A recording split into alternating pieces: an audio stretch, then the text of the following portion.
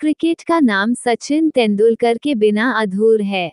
सचिन ने क्रिकेट को जो योगदान दिया है वह शायद ही कोई और दे पाए। सचिन का नाम आते ही रिकॉर्ड्स की झड़ी लग जाती है। अपने पूरे क्रिकेट करियर के दौरान सचिन ने हर चुनौती का जवाब अपने बल्ले से दिया। वह शिखर पर रहे और शिखर पर रहते हुए रिटायर हुए। सचिन ने अपने पूरे क्रिकेट करियर में बेहद शालीन बने रहे, बेहद शांत बने रहे, साथ ही बेदाग रहे। सचिन के क्रिकेट करियर से हम ये प्रेरणा ले सकते हैं कि कैसे शालीन और सरल बने रहकर भी हम सफलता प्राप्त कर सकते हैं और सफलता के शिखर पर अंत तक बने रह सकते हैं। सचिन का क्रिकेट करियर सिर्फ क्रिकेटर्स के लिए ही नहीं बल्कि हर उस व्यक्ति के प्रेरणा का स्रोत है जो जीवन में आगे बढ़कर सफलता के शिखर पर बने रहना चाहता है। आइए जानते हैं सचिन के जीवन के बारे में और उनकी सफलताओं के बारे में। विश्व के महान क्रिकेटरों में गिने जाने वाले सचिन तेंदुलकर का जन्म 1973 में मुंबई में हुआ। सचिन तेंदुलकर अपनी अविश्वसनीय बल्लेबाजी के कौशल और वनडे में अपने स्कोर के लिए जाने जाते हैं। सचिन की सफलता की इन ऊंचाइयों की बराबरी कोई भी अंतर्राष्ट्रीय खिलाड़ी नहीं कर पाया है और यही बात उन्हें इस खेल का एक सितारा बनाती है। सचिन तेंदुलकर का जन्म दादर, मुंबई में हुआ। उनके पिता रमेश तेंदुलकर एक मराठी उपन्यासकार थे और मां रजनी तेंदुलकर एक बीमा कंपनी में काम करती थी। उनका नाम सचिन देव बर्मन के नाम पर रखा गया है जो रमेश तेंदुलकर के मनपसंद म्यूजिक डायरेक्टर थे। उनके 2 अन्य भाई हैं जो उनके पिता की पहली शादी से हुई संतान हैं और एक बहन भी है। सचिन मुंबई में पले बढ़े।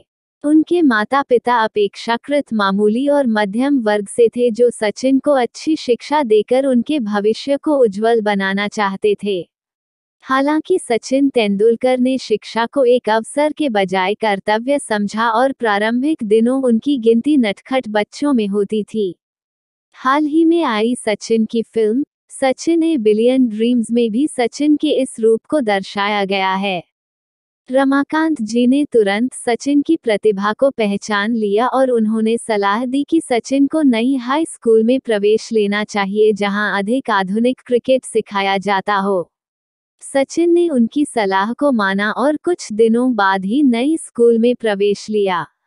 अंततः उन्हें यहां खिलाड़ियों का ऐसा समूह मिला जो उन्हें चुनौती दे सकता था और उनकी कुशलता को और अधिक बढ़ा सकता था। सचिन ने अपने जीवन को क्रिकेट के प्रति उस स्तर तक समर्पित कर दिया जिसकी बराबरी शायद ही कोई कर सके।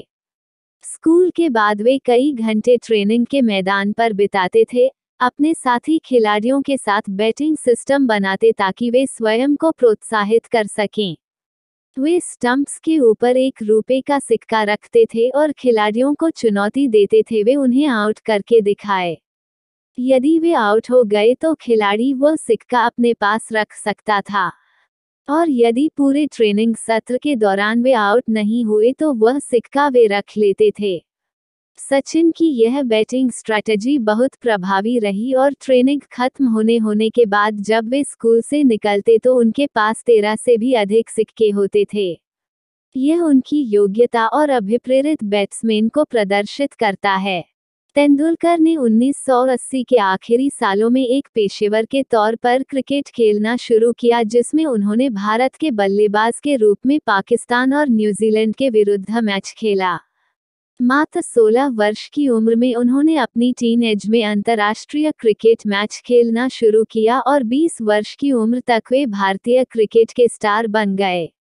20वें वर्ष के प्रारंभिक वर्षों के दौरान सचिन तेंदुलकर शीर्ष क्रिकेटर के रूप में पहचाने जाने लगे।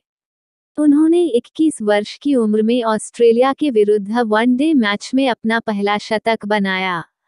वर्ष 1998 में जब उन्होंने ऑस्ट्रेलिया के विरुद्ध रिकॉर्ड ब्रेकिंग 10 शतक बनाए तब उनका करियर चोटी पर पहुंच गया।